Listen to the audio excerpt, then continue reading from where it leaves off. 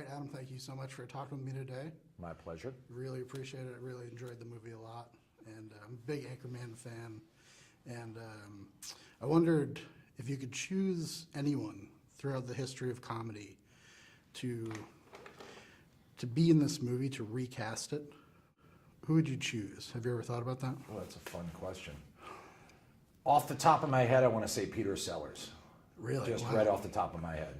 As Burgandy? You're talking about recasting Burgandy. Yeah, let's recast the four leads. Actually. Oh, I thought you meant just adding someone. If I was going to add someone, I would go Peter Sellers. If I were going to recast the leads, I would probably do a bit of a Leslie Nielsen thing, like an Airplane, and I would want to cast Burt Lancaster as Ron Burgundy. Wow. Not at all a comic. Right. But, oh my God, how great would it be with Burt Lancaster? Amazing. Yeah. You'd rule it. As far as Carell goes, there's where I might use Peter Sellers. I think Yeah. he would be really good for Brick Tamlin. Right. Dave Koechner for Champ Kind. That feels like Burt Reynolds to me, doesn't it? Yeah, sports guy. Yeah, kind of a wild man, big partier. Right. Paul Rudd for Brian Fantana. Who would you do? Huh, that's a trickier one. You want someone obviously good looking, dashing. Right. I might go, I don't know if he would work. God, I can't think of anyone. Help me on that one. How about somebody like a Bill Murray? Oh, that's great. Bill be Murray's good, perfect. I think. I love it. I love it. Yeah. So who did we do? We did Burt Lancaster, Bill Murray, Peter Sellers, and Burt Reynolds. Right. That's pretty good. That is. Yeah. That's tight. I'll go with that. All right, great. Also, I wanted to ask you about the title. Yeah. In the commentary for Anchorman, Andy Richter stops by and says something about Anchorman Part 2. Did you guys, you and Will Ferrell, did you riff on the title at all? What were some of your choices? We did. We kicked it around a lot. We played with the idea of a friend of mine suggested Anchorman 2, Anchorman, which I thought was pretty funny. That's pretty good.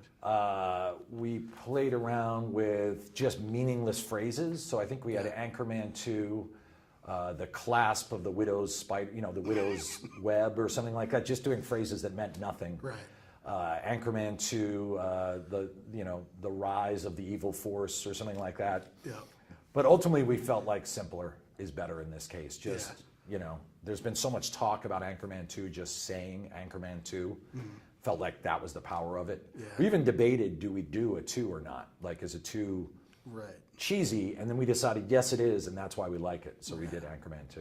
Yeah, but we kept it simple, ultimately. Just talking about commentary, special features, what do you see coming out on the Blu-ray? We just recorded the commentary. You did already? Yeah, I'm not sure if the Blu-ray is also going to have an alternate cut of the movie. It's going to have a cut of the movie with all new jokes. It is going to include that. I read about that. Yeah, we are going to include that. It's not going to be released theatrically, but it'll be on the Blu-rays, so that'll be on there.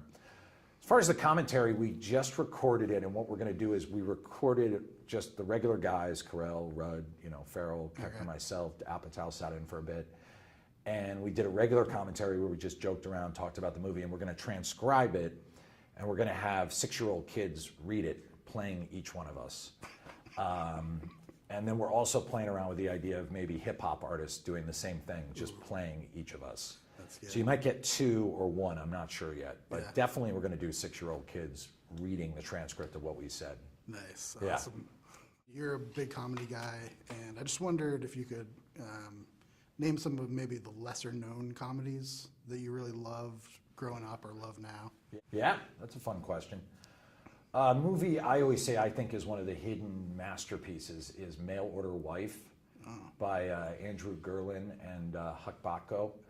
And it's done as a mockumentary style, but it's done so well. It really feels like a documentary, and it's basically a guy tracking a guy from Long Island who gets a mail order wife. And it is crazy funny, crazy dark. Nice. That's one of my favorite hidden gems. I also love a movie that Jon Favreau and Vince Vaughn did after Swingers called Made. No one ever talks about that movie, and that passed, to me, the biggest test any movie can pass, which is I watched it alone in a hotel room and laughed my ass off. Yeah. And if you watch a movie alone and you laugh out loud, you know it's good. I actually know Favreau from way back, and I called him, and I was like, that is one of the funniest movies I've seen. That is good stuff. I love the one, what's it called? Four Lions, the one about from England about the terrorists. I think it's called Four Lions. Okay. That's an amazing movie because it's really funny and slapsticky, and then at the same time really dark and tragic. Yeah. And that blend is really hard to do. Nice. So those would be 3. Perfect. Yeah. Great. All right, Adam, thank you so much. My pleasure, man. Appreciate Good talking to you.